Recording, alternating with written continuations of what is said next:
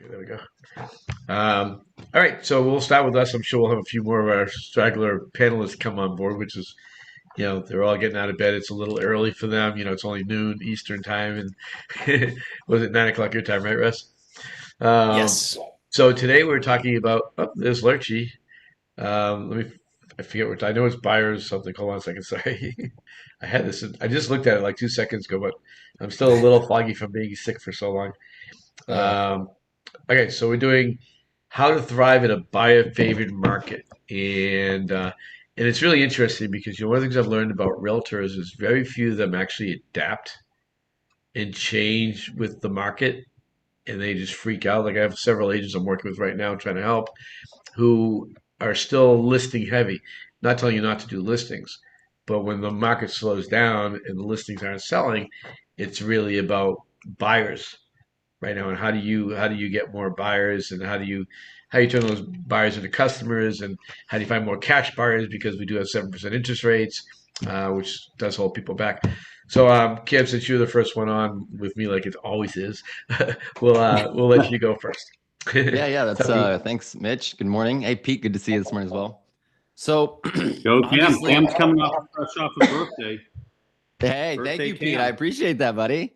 Yes. I think as Mitch says, I just turned 14. Is that always a joke, Mitch? No, Yes. I'm just kidding, guys. Anyways, so 13. buyers is key, right? Buyers are key.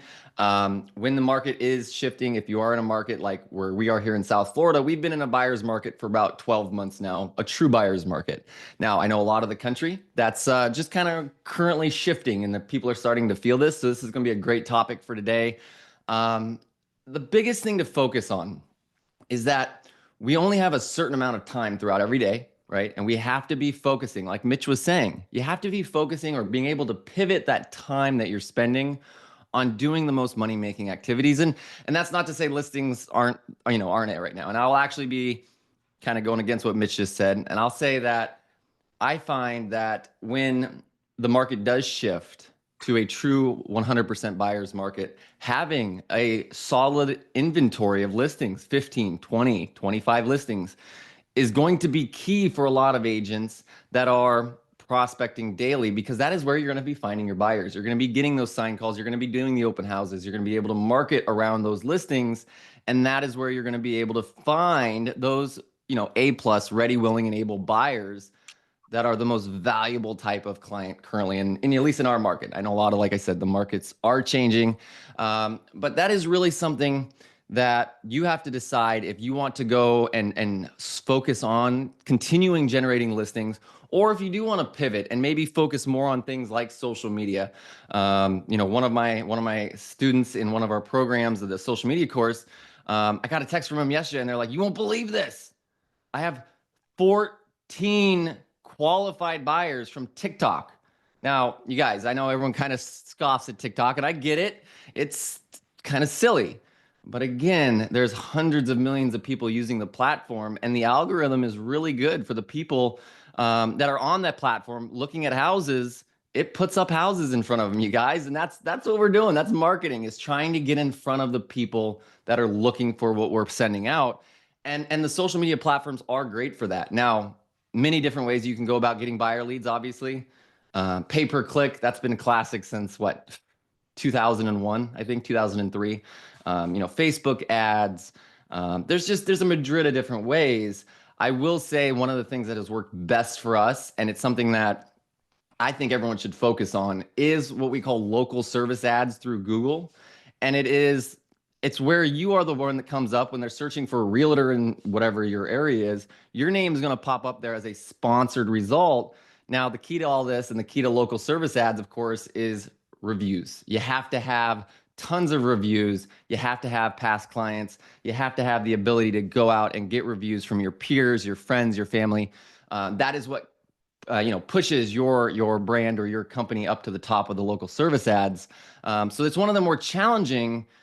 At the same time, it's very profitable. I think we were paying, $30 a lead, and they're converting at like 85%. So it's extremely profitable. It's a great system, but it is all review based, and it's challenging. You have to be able to build up those reviews. So for newer agents, or for agents that are, unsure what to do right now, I think the biggest thing is you have to make sure you're not being the secret agent. You need to get your name out everywhere, especially on social media. It's free advertising. It's just how much time do you want to spend on it? And it's a really, great avenue to get in front of buyers right away that are looking, that are, the algorithm puts you in front of them. So I really do love the social media approach because it is completely free for buyers. Now, one thing we didn't talk about that it's really important. But the one thing I love about buyers is that, in my opinion, and again, I have lots of opinions, but in my opinion, I don't feel that buyers necessarily are looking for the most skilled tactical realtor that they can find. A lot of the times, at least in my experience, the buyer works with the person they like, that they feel comfortable with. And that's really good for a lot of agents. That allows most agents to really step up and shine, because from when I talk to a lot of my agents, they're saying, my favorite things is my personality. I love being a people person. I love getting out there. I love talking with people. And that is what a buyer's agent, or, an agent that is working with buyers, that's what they shine doing, is really making that connection. And it's all about just figuring out what the dreams are for your client, how you can help them the best. You don't need to necessarily come in with the best tools or the best tactics or maybe the best objection handlers. It's more about just being natural, right? Being that person that people want to work with, that people love to work with, that, when they talk to you, they hang up the phone and they go, gosh, that was awesome. I'm so glad that, he's always available. And they just always are wanting, and you're the only person they could, work with. And that's something that's great with buyers versus the listing side, which in my opinion does take a little bit more persuasion, a little bit more skill maybe. So for a lot of agents going into this buyer's market, you guys, I think this is a time to thrive. I think this is a time for agents that maybe have been struggling this past year to really light a fire into themselves. They're going to be able to get in connection with more people. That's the key with everything here, guys. You got to get in connection with a lot of people. And if you do that and you let your personality show, you will be a great, great buyer's agent. So those are the things I want to talk about first. I want everyone else to jump in because I know they're going to have some great stuff, but it's all about that connection with buyers. Remember, my favorite line, and this is what I tell everyone, my favorite line is, tell me your dreams. Tell me your fantasy about moving down here to South Florida. And while that might sound kind of awkward or weird, you guys, oh my gosh, you ask somebody that's been dreaming and fantasizing about moving down to the beach about that, and they're going to sit and talk with you for 8, 9, 10 minutes just about that one question. And that's building rapport. That's the whole goal. So anyways, turn it over to you guys. Hope that was valuable. I love it. That was super valuable. That was almost as valuable as saying to the buyer, sign here. Don't you think I should be equally and fairly compensated? I love that one too. You guys, this is why he's like the Doogie Howser of real estate, right? He's unbelievable. So, this is a big topic because a lot of people are dealing with buyers right now, and the inventory is building everywhere. I'm seeing it build everywhere, which gives buyers a lot more power, a lot more options. How do you keep them on track moving forward and so forth? And there's a lot of different ways to get buyers to move forward, where you're asking sellers to pay for a 2-1 buy down, right? Where it knocks the rate down to 5% for the first year, 6% for the second year. That's how you get around the whole rate talk. So that was great, great stuff, Kim, as usual. You're bringing your A game. I don't know how many cups of coffee you already had this morning, but you're doing it right. Let's go over to Ross the Boss Stout. Ross the Boss is working all different markets. He's dealing with a lot of buyers. He has a Zillow Flex crew. He's got all types of procedures and systems for overcoming objections with buyers, getting them moving forward in this market. So Ross, how are you doing that where you're getting buyers to kind of get around the interest rates and get them moving forward to buy stuff? Cool.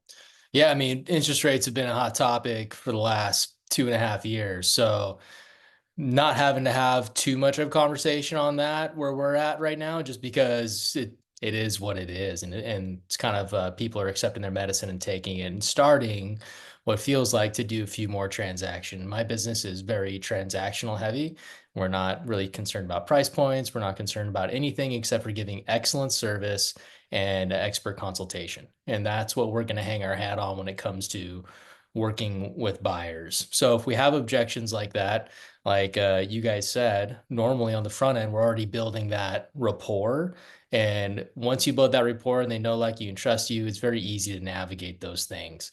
So alongside our Zillow Flex program, which is really turning up right now. It's a great place to hang your hat when you are in a buyer's market, and I feel like we've been able to bully sellers around now for 2 years, so it's been cool to be on that side of the ball. But what I'm encouraging our agents to do on the team now, we have a small group that are running USPs for listings and for buyers. So a USP, you can do guaranteed sales, you can do a lot of things to get people in action. But like what I really liked is one of our agents last night on the call, her USP is I'm going to give you clear and concise communication, and I'm going to lead you and guide you to a seamless transaction. And that's her USP. Like that is something that she, as a new agent, knows she can do, and she's going to work her tail off to give that to her clients.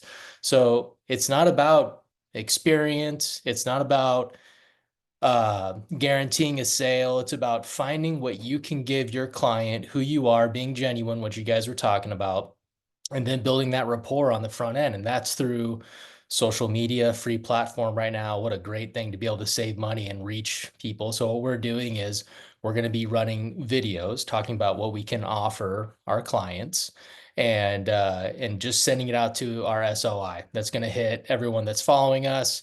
We're not going to boost it. We're going to do a market test right there, see what the market response is, get engagement, and that's a great place to start. And then as we feel more and more comfortable on camera, and as we feel more and more comfortable with our offering, then we're going to boost those posts. And I'm building a website right now to funnel it all in from a team level, and then it can start to be a lead generation tool for the team also, because I can funnel it out to them on their sub agent pages. So and that's essentially free until you start boosting your posts, which is fantastic. So I've been seeing a couple comments asking about how do you build your rapport as a new agent, or build those case studies. Jump in with someone who can give you business. You're not in it alone. If you want to run it yourself, you have social media, you have all these things. But if you want to jumpstart your business, jump in with somebody that can give you sales as you learn. Like these teams that are running and offering all these heavy lead flow, and they are top producers, you're essentially getting paid to train. You're learning how to conduct your operations with your own clients, learning how to run a CRM, learning how to communicate with your clients, all while getting paid on commissions. So these are people you would have never met. You would have never had these systems already built. You're coming right into something that you can learn and hopefully build for yourself in the future. So like, if you're new, don't feel like you have to do it alone. Find someone that you can go down the path with, and they can support you and give you these opportunities. So you're essentially getting paid to train. And I think that's a huge piece of advice for the young people, especially when you're in buyers markets. Buyers leads are always the easiest ones to find. So that's essentially the playbook we're running, and free resources. And if you are new, you can plug into a team and get some lead flow right away. No, I think that's great feedback, you guys, because a lot of the newer agents out there and agents who've been in the market, say less than 24 months, majority of your business is going to be coming from converting buyers and the buyer flow and how to service those buyers. So I think those are some great tips, Ross. I mean, if you can't hook onto a team or you want to be part of something, try to team up with somebody on individual transactions, or worst case scenario, get some of these people to do a quick testimonial about you. That's another way to get a review. It doesn't have to necessarily be from a buyer or a seller. It can be from another agent or somebody that you're connected to, where they just do a quick testimonial about you and how great of a guy you are, and your attention to detail and how communicative you are. I think those are main things that buyers are looking for. Do you know the inventory? Do you know the best opportunity? Do you know the off market opportunity? Do you know how to communicate? Do you know how to look out for my best interest? And do you understand the market? That's all they really want to know. You know, that's the big thing. Everybody subscribes to one channel. It's WIIFM. What's in it for me? That's the one they're listening to. So keep that. See, Doogie Howard's will love that one. And that was the big thing. That was great, Ross. Great stuff. You're bringing it today. I wanted, if Diane's on, I don't know if she is, I wanted to wish her a happy birthday. It's Diane Mills' birthday today, too. So reach out to her. She's part of our EXP family. And give her a shout out on a happy birthday, okay? Let's go over to Lurchy. You can see he's already ramping up.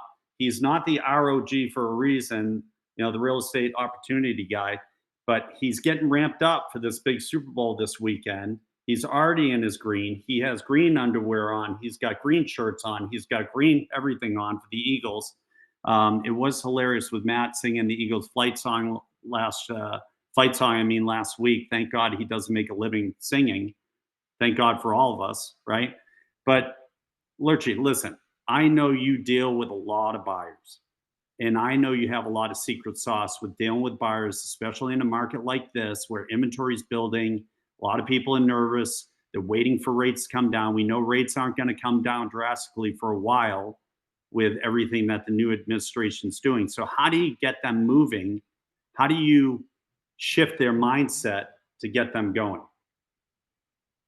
Two things. First of all, let's go Birds. We're already in the camouflage green, flying in stealth to get to KC. Here we go. Add on the Ross real quick. If you're new in the business at 24 months, I've got to, you know, I'll be honest, we've started calling my database and I've actually had leads that I've lost money on. They've actually moved. They've actually bought because I was too busy being busy as a team lead or as my job of what I was doing. Because I didn't prioritize it. Maybe they shifted from a B to an A and I didn't know they shifted.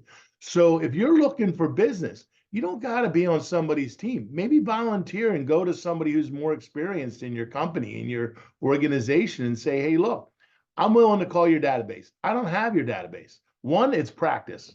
Two is you don't know the people. Three is you got an opportunity to do a referral with somebody and the person isn't being able to make the calls anyway. So they're not doing anything. So it's really a three-edged sword there to help you. So just as an idea, get out of the box of where you're at. You can't do other companies. I've even got agents from other companies, and it's great for me talking to them about EXP, that they're calling me saying, hey, can you help show me how to do a luxury open house? Or can I do a luxury open house with you? And I'm like, why not with your company? Well, the challenge is a lot of them are all fighting among themselves to keep what they got. So I thought I'd try other offers. But in Pennsylvania, you can't do that. And I always say, hey, look, if you're getting eaten by your own people in your own box, maybe you need to come play with us. But just as an idea, get out of the box, go try to find business somewhere else. But going back to the buyers, and sorry for going on a tangent there, with the buyers that we're working with, that I'm working with right now, I'm really prioritizing them. I'm really asking them, what is making them want to make this move now? What is your what's your point of pain? What happens if it doesn't happen? And that's where I've really gotten focused on doing it. Never am I running out, never am I meeting anybody without having a first consultation taken through the process. And that's a key point. Finding out what their point of pain and what do I need to do to change that needle.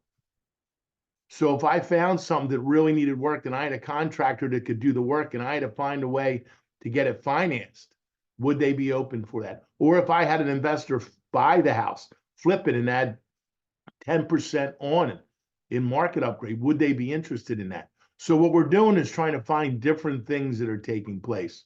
Another thing for your buyers that we've been saying is, look, your agents are just looking for the market. How about looking for the market that didn't sell in the past? We have expireds that were 7, 8, 9, 6, 5 years, 4 years old. If you've got a buyer looking in a marketplace, that marketplace has gone up. Why not go to those people and directly send them a note, knock on their door saying, hey, by the way, I directly have a buyer under buyer agency agreement in this world today that's looking for a home like yours. We've looked at the old multiple listing description. Would you be thinking about moving? Guess what? We just picked up 2 listings on that. We just picked up 2 listings doing it that way. The buyers didn't like the house, but they liked what we talked about and how we did it.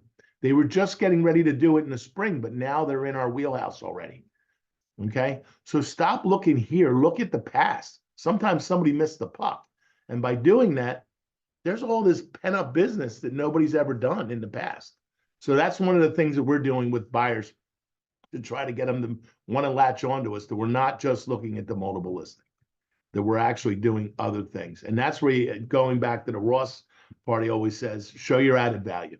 And that's what I've been doing as an old guy. And yes, the social media gets out there. Go out and show homes. Go out and talk about your community. Get out and talk about positive things.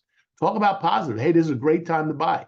Marry the house, date the rate. Let's talk about how to do that. If you're interested, let's have a non-committal conversation. Get out of, what everybody else is saying. If everybody else is going right, let's go left. Put it out there. Be vulnerable. Call it out to the table. And that's what we're doing. We're just doing what everybody else isn't doing and trying to create attention that people want to latch onto us like Velcro. That's all. You're muted. You're muted. Pete, you're muted.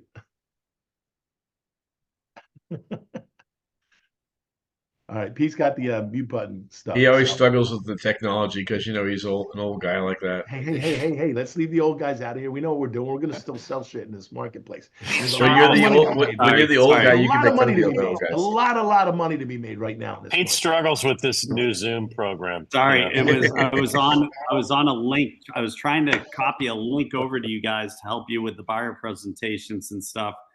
EXP Luxury has a great buyer presentation, but I agree with the ROG before his Eagles take on the Chiefs that, look, guys, if you're not doing buyer strategy sessions, that's what I call them, a strategy session where you sit down with somebody and you explain the rules of real estate and how it works and get to know them better and build that relationship and really guide them on setting expectations, setting how they're going to be communicated with, how they like to be communicated with, and helping them find a solution to any problem they have and find out what their motivation is and what they're trying to do.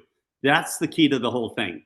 99.9% of the time when I've done those strategy sessions, the buyer strategy sessions, and have sat down with them and guided them through a quick buyer presentation and got their top 10 list of what they're looking for and really understood where they're coming from and where they're trying to go and how I could provide value, 99.9% of the time I sell them the house.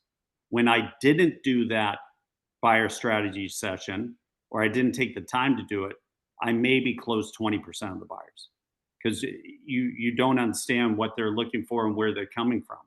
That's how important a buyer strategy session is. And you can do it anywhere. You can do it at one of the 15,000 Starbucks around the nation and buy them a cup of coffee. You can do it in your office. You can do it at their house. You can do it at Chick-fil-A. You could do it at Raising Cane's if you like that better down in the South. But you can do it anywhere, and you need to do that so you can set up the rules and how it works and what their expectations are so you can exceed their expectations, under promise, over deliver. That's a big thing. Maddie, let's go with you. You had a fantastic voice last week. You're back in action. Give people tips how to get buyers moving in this market to get them what they want. Well, I came in a little late, so I don't know if anyone mentioned this. Did you guys talk about a 2-1 buy down? Anybody? No? Yes. You did? We did. Okay. So but you can expand on it if you want. Well, asking when you write an offer, and if you do a strategy session, which I think is a great idea for sure, but you can explain the way a 2-1 buy down works to your buyers. And when you make an offer, you can request the seller to pay for a 2-1 buy down. And if you guys are not super familiar with a 2-1 buy down, it lowers their interest rate by, I think it's 2% the first year and 1% the next year on their mortgage. So, I mean, if you've got challenges with interest rates, I mean, we've offered that. I know Sophia's offered that on a couple of her recent listings on the seller side, but sellers are willing to do that to get their property sold. So first thing is definitely counsel your buyers that you can ask the seller to pay for a 2-1 buy down. And then everybody on this call, if you're working with buyers, you should be offering a buyer money back guarantee to your buyers to differentiate yourself. So when you buy a home through Pete, Pete will, if you're not 100% happy with how, Pete will buy it back or sell it for free within 12 months. And the condition on that, by the way, is if you sell their home for free, they have to be buying another home through you. Who on this call would not do that? Well, everybody should be offering it if the answer was yes. The other thing that I would say is don't offer, and we've talked about this recently in some other calls, but don't offer the same thing that everybody else is offering to buyers, which is, hey, I can email you new listings when they come on the market. Offer something that they can't do on their own, because they can all go on Zillow or Trulia or whatever and find all the homes that are on the MLS. They don't need us to send them listings anymore. But if you said, look, we have a exclusive off-market home finder service where you tell me exactly what you're looking for, what areas, price range, etc., and I will, on my own dime, market to those areas and find home sellers who want to sell but have not put their homes on it. When I find the people, you and only you are going to know about the property, which means you're not going to be in competition with other buyers. So, buyers are frustrated because they look at, they go online, and they find that most of what they look at is overpriced. When they find something that they like, it's already got offers on it, or it's sold, it's pending. You can find them listings that they can't find on their own. So you've got to offer something. It's just like, when we talk about going after sellers, we talk about having a USP, a unique selling proposition. The same thing with buyers. So I would say offer that off-market home finder service, and talk to them about 2-1 buy downs. Or you can say, look, I can find you off-market properties, distressed sales, etc. But just marketing, like we had a seller recently that we had their home in escrow and they didn't see anything they wanted to buy. So we did a mailer that just mailed out to the area they moved to on the service that they were looking for to help, find them a house that wasn't on the market, say. I think another thing to chime in on Matt's off-market deal, leverage Zenlist. If you're an EXP agent, leverage Zenlist. You could just take a screenshot of an off-market home and send it to your client. It costs you $0. And that's a great way to leverage it. You can share it. You can, as long as you're on the platform, you can really leverage that. And then you can really live up to, I will send you off-market homes. And that's something that you can use as EXP, as your USP, to send them off-market properties. I think that's a great thing to leverage that a lot of people aren't. Even though we're looking at it, we're not articulating it to our buyers. Yeah. Hey, Ross, can you explain to everybody that may not be familiar what Zenlist is? Yeah, Zenlist is an app provided by EXP where you can pre-market listings. So your listing, before you hit the market, you can do a market sample on, I use it to market sample price. A lot of people like to give you feedback. Even other agents have come on and sent me a note like, hey, that's price perfect. That looks great. So those are things you can do market tests on. It's also great on your listing presentation, saying that you're going to shoot it out to 90,000 people, 90,000 agents for feedback before it hits the market. And it also could provide for us to have a buyer before we even hit the market. So those are aspects of Zenlist that are great. It's a free app provided by EXP, and you can just download that on your phone. Love that. And, that's awesome. super important, you guys. With buyers, that's the big thing they want. They want somebody in the know. They want somebody in the inside who can find them the off-market opportunities and new opportunities that are coming up. I mean, Randy always used a great line, and I love this line that he used. He always said, would you want to get a list of the homes that the flippers and people rehabbing houses are getting before they get it? It's super, it motivates every buyer, because that's what they watch, all these home and garden TV shows of people rehabbing places and getting good deals and going through it. And a lot of buyers like that. They may not have the capacity to do it, but that opens up a whole new dialogue. And we can always bring the house doctor, and we can bring Cam back in, Doogie Howser, MD, house doctor, to kind of guide people on that. But that's the big thing. Buyers love that, you guys. They want opportunities that nobody else knows about or nobody else has the ability to get. If you can demonstrate to them that you have that ability to bring that to the table for them, that'll separate you from everybody else. That's the big That thing mean- of That means getting the a buyer where they're at. buyer representation signed. Yeah. They get to go see the Lizard Wrangler with a $1.4 million budget to go flip a house. It's pretty, it's Right. pretty fantastic. Everybody Right. loves that. They all love it. So Yeah. listen, it's living the dream, right? You're guiding them to their dreams, but just remember, every person who had a dream to live on the beach started somewhere, and you want to be that realtor for them for life by advising them and strategizing with them and answering all their questions and making them comfortable. They'll be better buyers, you guys, because they all get buyer's remorse. They all get anxiety. Everybody does buying a house. Even when I buy a house, I still get it. It's a natural feeling, and you have to pre-frame to them that that's not going to be unusual, that it may happen to you too. So when it comes up, they don't freak out and back out of the deal. They say, oh, I remember Pete explained to me at the initial strategy session that I would experience this, or I may feel this way. And it keeps them in place, you guys. So that's a big thing. You got to pre-frame to them on how to do that. Okay, let's go over to Mitchie. Now, Mitch hasn't dealt with a lot of buyers recently, but over the years, he's dealt with thousands. Billions. Yeah, 8 million buyers. Mitchie, give your best tips on how to get buyers moving forward in this type of market where the inventory is building, the rates aren't coming down, and they're trying to figure out, is this the right time to buy? Sure. Yes, and I'll try to get through without hacking my brains out. Hey, everybody. So there's a couple of things to think about here that I want to go over with you guys. First, it's kind of funny. I write these notes down to myself while everybody's talking. I'm like, I can't read the freaking notes I write. It's terrible. I write worse than a doctor. So firstly, and I said this at the beginning before everybody get on, it's about a shift in mindset. So, we've gone from a list to exist mentality, which I'm not telling you not to get listings, but you also have to be getting buyers.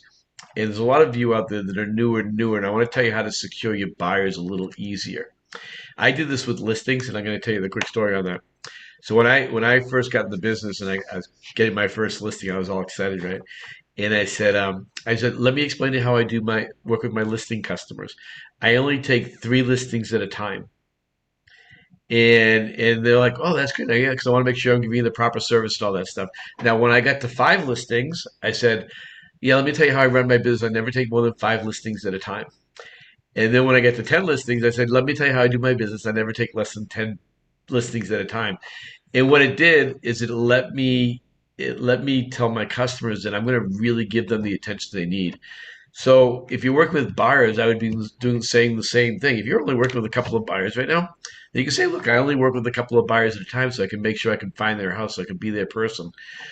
And then part of this in this competitive world right now is educating your buyers. So I'm going to give you the line that I say, and I'll try to type this in there after I speak. But this is what I said to all of my buyers before we went anywhere. And I think Pete said it. You have to do a pre-buyer presentation conversation. You have to do that, especially now with the buyer brokerage and all that stuff. But here's my line, and I'm going to paraphrase it a little bit just for the sake of time. I'll just pretend Cam's my customer because I only like to work with young people that are 14 years old buying houses. So Cam, let me explain to you how I run my business. And by the way, you'll notice I'll never, ever, ever, ever say how I do my job. All right? Let me explain how I run my business. I'm going to help you find your home. I'm going to give you 150. So I'm going to give you 150% in finding your home. I'm really, really good at it. So even when I was brand new, I said that. And that immediately gave them security that I was really, really good at it. So I'm going to give you 150% in finding your home. I'm really, really good at it, but I do expect a couple of things in return, and I do a couple of rules when I work. And the first one is I do not get paid unless we find a house. So if for some reason you don't want to use me anymore, please fire me immediately. So I'm not spending my time helping you. Secondly, you may want to talk about new construction. So let's talk about that. So I go into a whole new construction conversation. I'm not going to be with you 24 hours a day. So if you go to an open house, here's my business cards. As soon as you walk in and you see the realtor, hand them my card and say, I'm working with Mitch. That way they won't bother you. Because if not, they're going to be a pain in the butt to you. Okay? You're going to see for sale by owner signs. For sale by owners will always work with realtors. And the number one lawsuits we see in the country are for sale by owners. Right. So just give me the address and the phone number, and I'll take care of that for you. And then finally, I talk about listing signs and how if you're going directly to the listing agent, you're not getting the representation you need to help you sell yourself. So that was a mandatory conversation with every single person I have. I also set boundaries with time. I said, look, and this is, I only work Sundays for a little bit because, I realized quickly that working 7 days a week sucks. So I said, look, you have me from 8 in the morning till 8 at night, Monday through Saturday. Sunday is my family day. Are you okay with that? Because if you're not, I'm the wrong realtor for you. Never lost a customer from it. I said, however, if you do want to see a house on a Sunday, I work with a lot of realtors, and if they do work Sundays, I'm glad to do that for you. Educating your customers, setting the expectations from day one is imperative to retain your customers. I never lost, actually, I lost one buyer because she was horrible. I was so happy she left me. But that was the only buyer I ever lost. So that's really, really important. So working with just a couple of buyers, stating that, letting them know you're going to give them full attention in finding their home. With regards to interest rates, right now we know if interest rates drop down another point, it's going to be a flood of people on the market, right? Even if we go down to 6%, it's going to change the whole market. So right now is the best time to buy a house if you're a buyer, in my opinion. You have plenty of homes to choose from, and you have, we hope the interest rate goes down, but the projections right now are the interest rates will not get under 6.5 by the end of the year. So if the interest rates are not going to go down anytime soon, why are you going to wait to buy when you're going to pay the same interest now, but prices are still continuing to go up a little bit here and there? Historically. So I get into those conversations with people all the time. But to me, educating your buyer is really important. And the final part of this, and you guys have heard me say this ad nauseum, you have to be working your database. You have to be. If you're not, you're just doing. You have more business sitting here on your phone. I can't get my phone. You get on your phone than you'll need anywhere else. You need to find the buyers. You need to be talking to people. You need to be every day connecting with somebody else. I use my Publix, which is our grocery store here in Florida. I use my pickup. I call it my real estate pickup line. So I go to somebody else, whoever's standing in front of me or behind me. It's always the wrongest line, but this is how I get new people to my database. It's how I built my business from not knowing one person besides open houses. And I say, hey, how's your day going today? And they always say, oh, it's going okay. It's going good. It's going great. And then they'll say, how's yours every time? And I'll say, well, it's great. I'm in the real estate business, kind of crazy. And then what's the next line every single time? How's the market? Every time. And I convert that to a person in my database. I say, well, it's a little crazy right now, but one of the things I do for my friends is I send them an update every month on the market. Would you like me to do that for you? And I now capture their email and capture their phone number. Pete taught me a long time ago. I don't give out my business cards. I have a box of business cards sitting here, right? I have not opened this thing in 2 years. It's been sitting on my desk for 2 years, right? Because Pete taught me, I don't have any cards with me. Let me text you my info. Now you have their phone number. So it's always good about capturing new leads, adding new leads to your database, and then taking them care of them. But give them the warm and fuzzy. And then everybody said, you have to go above and beyond. Like if their expectation here is you got to deliver up here. Like if you're not delivering, there's no reason they're going to stay with you. There's too many other realtors they'll use. And one more thing, just so you know, from a market, it's a psychological thing. I track this every week. We have the same amount of homes selling today that we did last year. Almost to the number. It's like 15 off. I think it was 1370 last year. This month, it's 1355 right now, right? So don't let the market, because there's more inventory, scare you. That's more opportunity for your buyers to negotiate more. It gives you a lot more opportunity. There you go. Have a nice day. Thanks for shopping, Kmart. Love it. And you guys, one of the big things that Mitch touched upon there that resonated with me, and he's done this thousands of times, you have to pre-frame, right? The more you pre-frame to a buyer and you set realistic expectations, the better buyer they're going to be. So let me say that again. The better you pre-frame and set realistic expectations, it'll make that buyer more realistic about the journey they're going to go on to buy a house. And there's a lot of buyers in your database. And if you're like, I don't have a database, Well, your database is your iPhone. And if you don't have an iPhone, your database is your Android.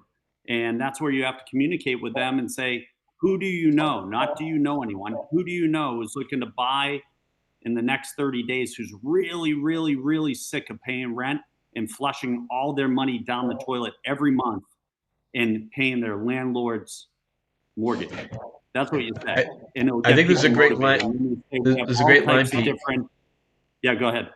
Yeah, it's a great line, Pete. It's you're going to pay a mortgage. Do you want to pay your landlord's mortgage or your own mortgage? Right. Yeah. You're going to pay something. Do you want to pay Uncle Sam or do you want to pay you? You use that line too, because people don't even realize, especially at the W-2, how much money is going out the door. And I'll say, don't take my word for it. Do you have an accountant? Yes, I have an accountant. Call them and ask them, should you stop paying rent and buy a house, and what are the benefits? Let their accountant tell them. Next thing you know, they'll be texting or calling you saying, when can we get together for that buyer strategy session? I'm ready to go. Guys, and I'm not saying this with any ego. I've had friends that have showed up to have a beer with me at a restaurant or a bar and left buying a house within 48 hours. They showed up to have a beer, to talk about life. And I said, I care about you. What are you doing? Why are you flushing all your money down the toilet? Why are you paying your landlord's bills? And why are you not getting in a better position to live the American dream and get ahead in life? I mean, it bothers me as a friend. And by the time I'm done, I map out all the benefits on the interest and the property taxes and how they're going to save money in their paychecks every month or every year. They're like, okay, when can we go find a place? It's that easy because it makes sense. You have to remember, the government, the only way you can benefit tax-wise from the government is by having kids and by owning property for yourself. That's it. Those are the only two loopholes that the government will allow you to do to have the American dream. And that's what it is. Don't make it a dream, make it a reality, and guide people in doing that. And if you do that, they'll respect you and they'll keep passing it forward and paying it forward by passing your name along. And that's how you build a great, great business. All right. I'm going to have to take a rain check on our next drinks appointment. Yeah, you don't want to. If you have a drink with me, I guarantee you're buying something. You're buying something. So if you come out and you say, "Hey, Pete, let's get a drink," I'll say, "No problem." You'll see a big smile on my face by the time we're done with that drink, and you're eating some of the crackers and stuff, and the peanuts and all that stuff. By the time you're done, you're gonna buy something. I'm gonna find you an opportunity within 48 hours to buy. That's it.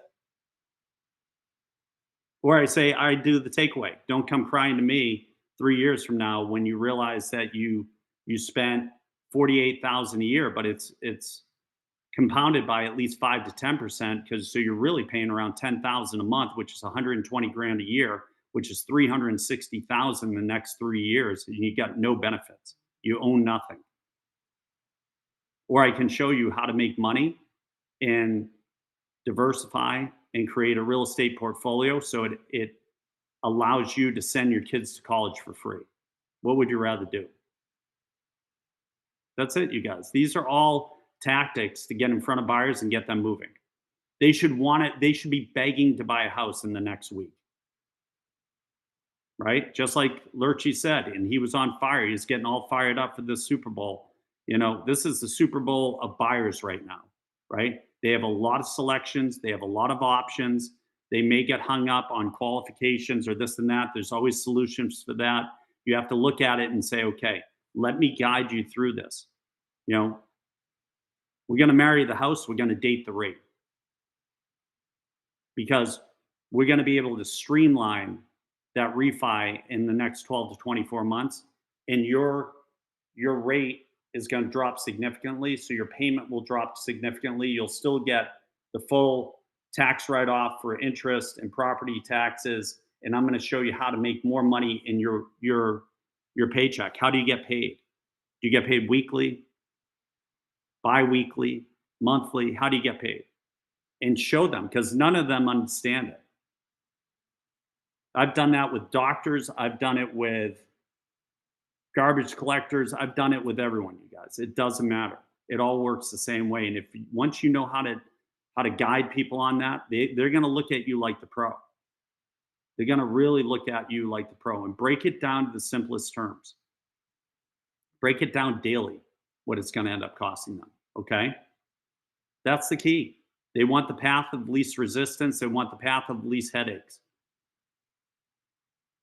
So I think those are the best things I can give you on how to get buyers to move forward in this type of market. They're crazy to keep paying rent. They're crazy not to go get the house they want right now. And that's how you have to come across. Does anybody else want to add anything? You guys will take questions in the chat. Write in your questions. You can say, Pete, I want it directed to so-and-so, and I'll just be the moderator. Hey, Pete, Come on, you don't said be break shy. it down to, Go ahead. you said break it down to ridiculous. I remember when I Yes. first got into business, you know, you literally sit with a buyer and like, it's going to change a mortgage payment by $10 a month, whatever it might be. Break it down. So do you chew gum? A piece of gum is 25. We break it down to ridiculous. And they're like, give up a Starbucks a week. One Starbucks a week is going to make you or break you. You know, and especially when you're dealing with buyers when they're in offers that they don't want to go up $10,000. Break that $10,000 down over to 30 years of what it really looks like. I know most people are 7.8 to 11.2 years in a house. I don't know why they take 30-year notes, try to pay them off sooner, not 15 years. But the bottom line comes down to it is a seller's leaving with that 10 grand. You're spreading it out for this little bit of money.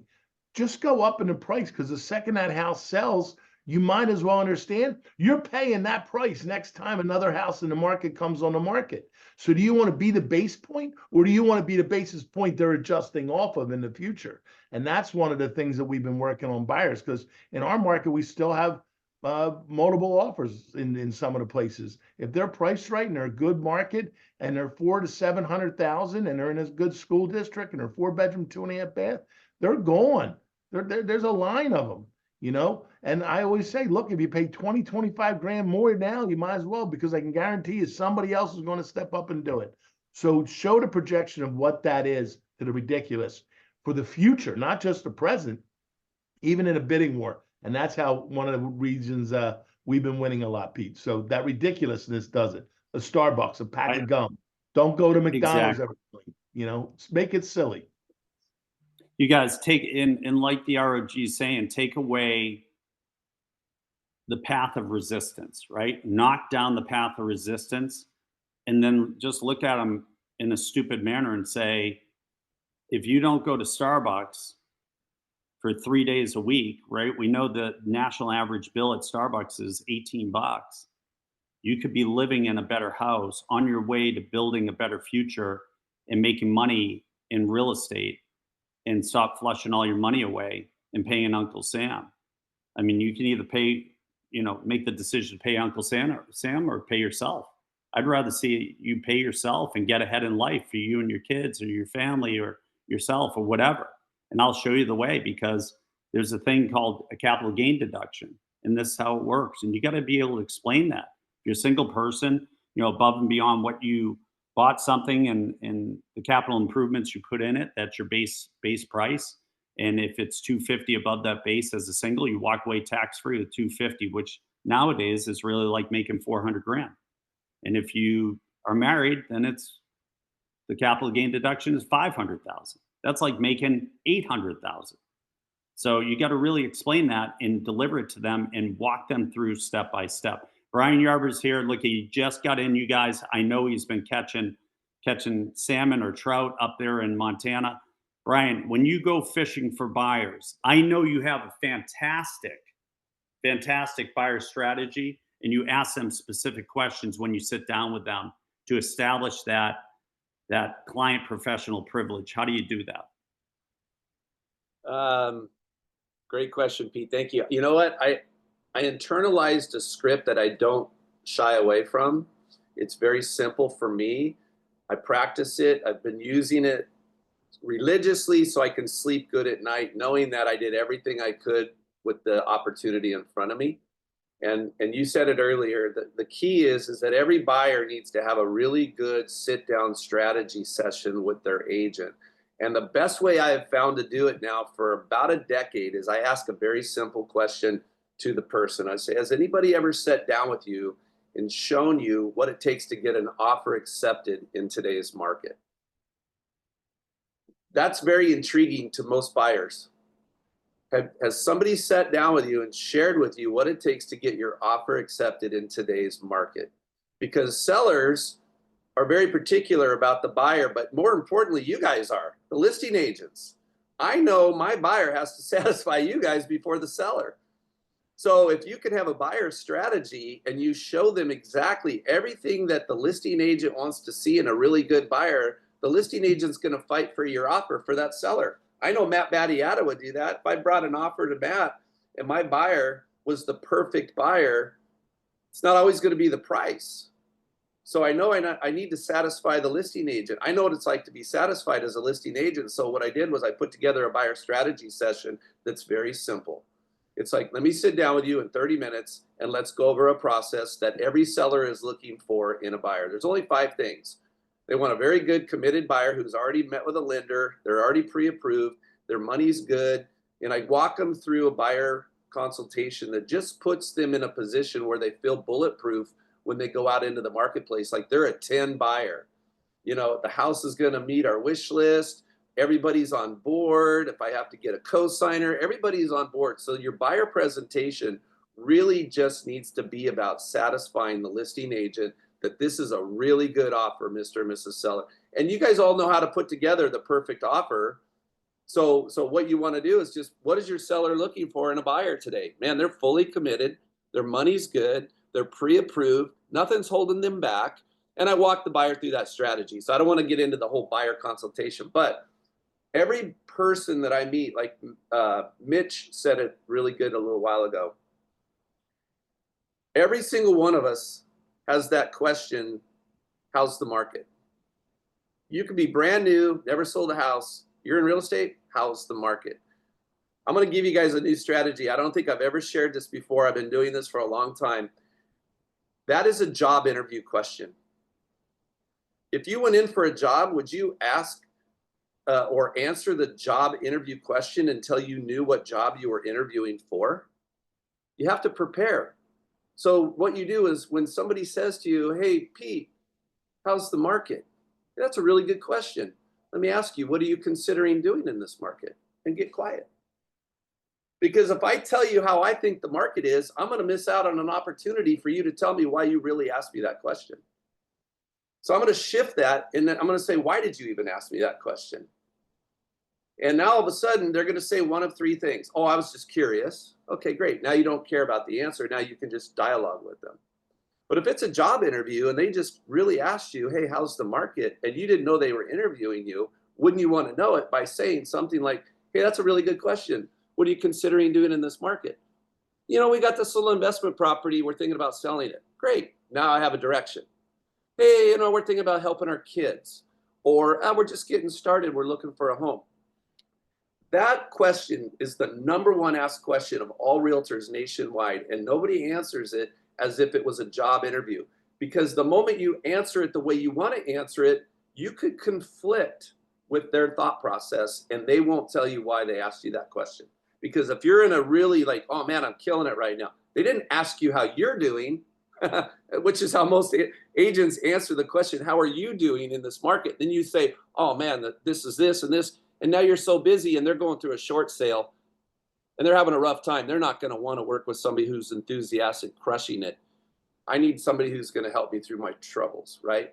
So before you get all crazy and be, you know, really anxious about telling them how you think the market is, just qualify the question first. It's a job interview. That's a really good question. What are you considering doing? Try those 2 things and I guarantee you'll double your opportunities. I think that's great advice. You know, the other thing I do too, guys, because real estate's a huge topic when you're out. Everybody wants to talk real estate because everything derives from real estate. Every business, every organization, 99% of the wealth in the world all has a substantial role with real estate. And when people ask me that question, this is what I've learned over the years, you guys. I always say that's such a great question. You know, how's the market do? That's such a great question. What part of the market are you considering? What part of the market do you want to look at? Is it condos? Is it single family homes? Is it multifamily? Is it investment? Is it distressed properties? Is it a second home? Is it an Airbnb? And let them guide you where they want to go. And then that makes you the expert.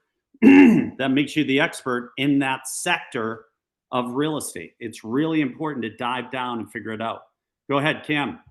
Unmute. Let me know what you're coming in on. Go Couple ahead. quick things, and that answer that one of the questions that's everyone asks it, how's the market, right? I always respond with good. I'm a positive person. I like to be upbeat. I always respond with good, and then I immediately, counter that with, what are you looking to do? Just like everyone here's saying, right? And then you can let them explain. But I just like starting off with good. No one wants to hear about negativity. And honestly, it's always good. It just depends on which angle you're looking at it. So I like that. One of the things that Matt was going on and really kind of detailing that I wanted to add on to was your USPs. One of the biggest, most valuable USPs that I use is the fact that I'm not just going to be there to help them find a home. I'm going to be there for them forever. I have a vendor list that I'm going to provide you that I can help you with. If you guys think about doing updates and whatever you may need to do, I'm the guy. I want you to go through me because I don't want you guys to get scammed, or I don't want you to work with someone that doesn't do good work. All of these people are vetted.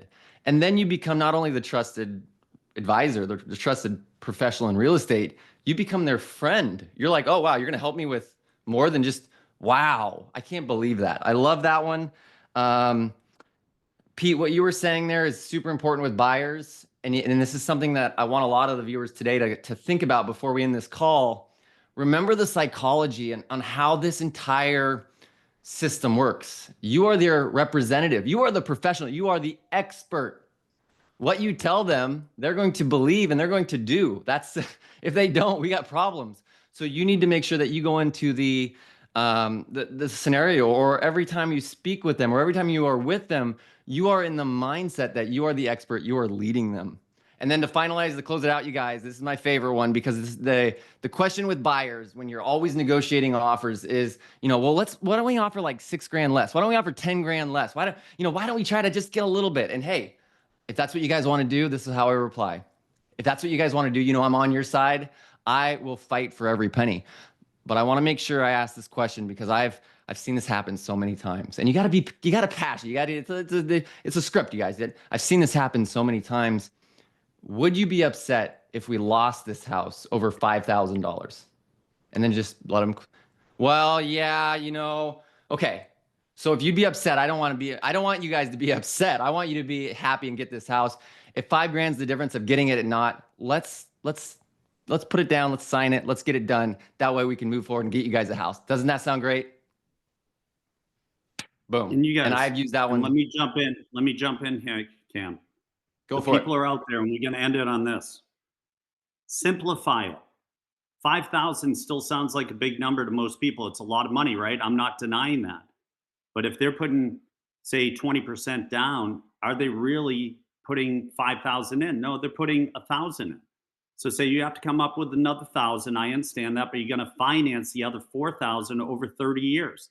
So that's going to break down right now in today's market to around, $28. That's it. That's all it costs. So when you look at $28, that's 90 cents a day, 92 cents a day. Why would you lose a house for 92 cents a day? You can't even buy a candy bar for 92 cents, but you can get a house, and I'll get you a box of candy bars, and you can sit in your house next month and eat every candy bar. You can eat a candy bar every day. You guys got to make it down to the absolute most ridiculous type of thing, because you got to get them in that psychological mindset that I'm not coming in with $5,000. Like I always say, hey, I have great news. This is a no-brainer. But Pete, it's $5,000. No, it isn't. It's amortized, you guys. And you get to write it off. And after taxes, it's not even $28. It's really around $20. So what does that cost you? That costs you around 60 cents, 62 cents a day. Why would you lose a house for 62 cents a day? You got to have your head examined. Because by the time we find the next house, and the rate goes up 1/4 of a point, there was the difference right there. What's And going then to you got keep to you be up? kicking yourself. What's going to keep you up at night? The fact that you overpaid or you didn't get the house. Exactly. Listen, great stuff. You guys invite people to this next week. We're doing real things in this production mastermind to help your production, to help your business, to help your future. Share it with somebody, pay it forward, invite them, get them on the call. It will be a game changer. They can put this in action immediately and make more money. All right. More money, more problems, right? It's a good problem to have, making more money. So listen, everybody have a great weekend. Go Eagles. Happy Super Bowl weekend. Go out there. People are trying to find houses, sell it to them, finding the best opportunities. All right. Talk to you soon.